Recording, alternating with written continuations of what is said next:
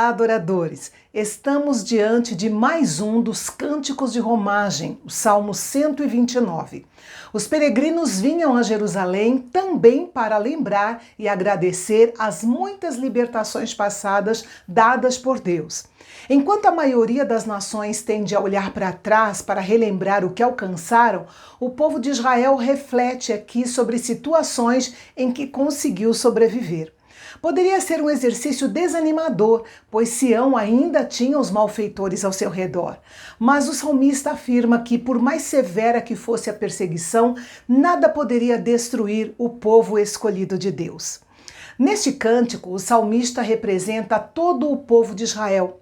Ele começa repetindo o termo muitas vezes no versículos 1 e 2.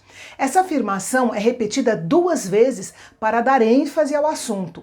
Ao longo da história do povo de Israel, muitos povos e líderes influentes fizeram o que puderam para eliminar os judeus. No entanto, eles permanecem até o dia de hoje. Quando o Senhor chamou Abraão, ele lhe disse que alguns abençoariam o povo de Deus, enquanto outros o amaldiçoariam. O sofrimento dos hebreus começou com a opressão no Egito. Porém, quanto mais eram oprimidos, mais se multiplicavam. E foi lá que a família de Jacó foi transformada em um povo e em nação de Israel. Israel sofreu mais do que qualquer outra nação na história, mas nunca foi destruído. A Igreja de Cristo também tem sido perseguida ao longo dos séculos e cristãos fiéis muitas vezes sofreram hostilidades em nível pessoal, mas ela ainda permanece e continuará a existir até que Cristo volte e a leve para si. Os versículos 1 e 2 nos ensinam que podemos sofrer a dor sem sofrer a derrota. Poderíamos dizer que a principal conquista do povo judeu foi a sobrevivência. Eles são o povo étnico distinto mais duradouro do planeta.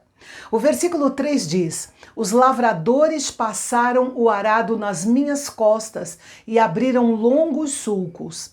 Os inimigos trataram o povo de Israel como se fossem terra, tripudiando sobre eles, humilhando-os totalmente.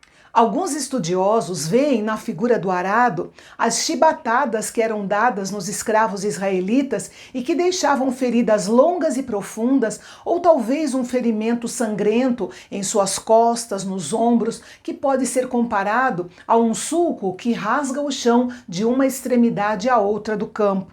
Mas um dia o Senhor, que é justo, cortou as cordas que prendiam os bois ao arado e o seu povo foi liberto.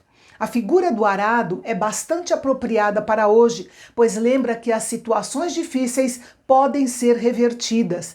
Deus pode permitir que pessoas nos humilhem apenas para mostrar que Ele tem o poder de transformar o mal em bem, a humilhação em honra, para a glória do seu próprio nome em nossas vidas.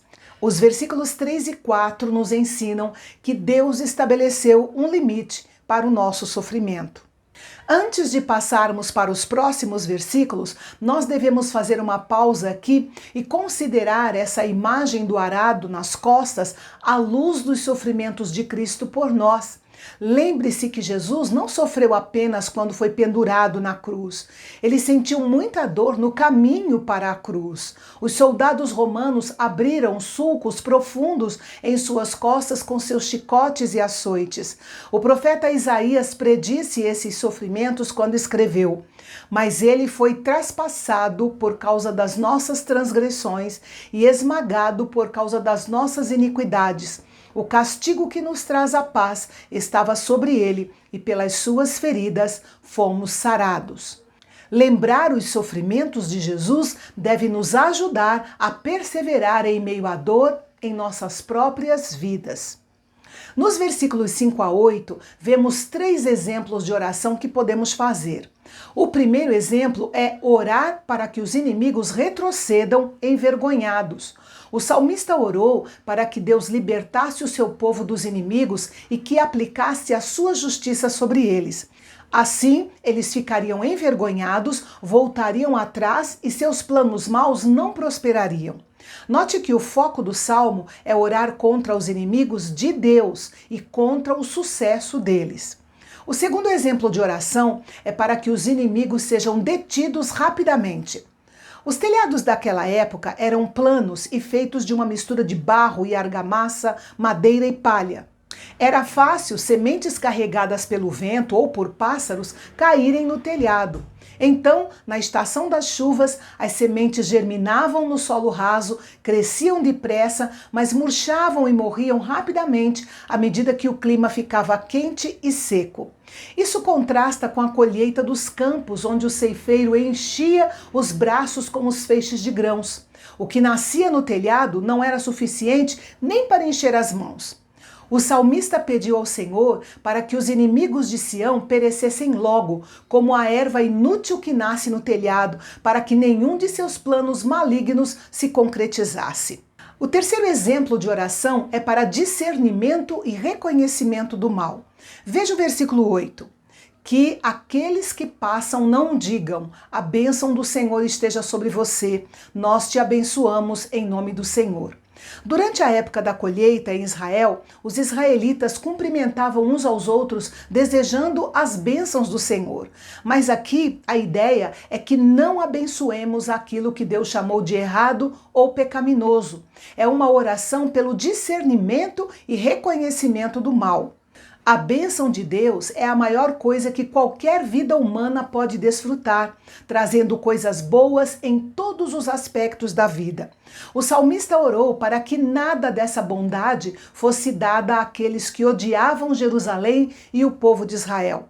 Veja bem, nunca devemos orar com uma atitude de ódio pessoal ou vingança. Nunca devemos confundir os nossos semelhantes com o verdadeiro inimigo, como Paulo nos lembra em Efésios 6:12. Nossa luta não é contra o sangue e a carne, mas contra os principados e as potestades, contra os dominadores deste mundo tenebroso, contra as forças espirituais do mal nas regiões celestiais. Os inimigos de Deus nunca terão a vitória, porque a vitória pertence somente a Cristo. Os versículos 5 a 8 nos ensinam que podemos perseverar apesar da dor. E amanhã vamos refletir sobre mais um salmo cantado pelos peregrinos, mas que também é um salmo penitencial, marcado pela consciência do pecado e por uma poderosa garantia de perdão. Não perca o nosso encontro de amanhã aqui no canal de Fala Fácil, o canal bendito. Até lá!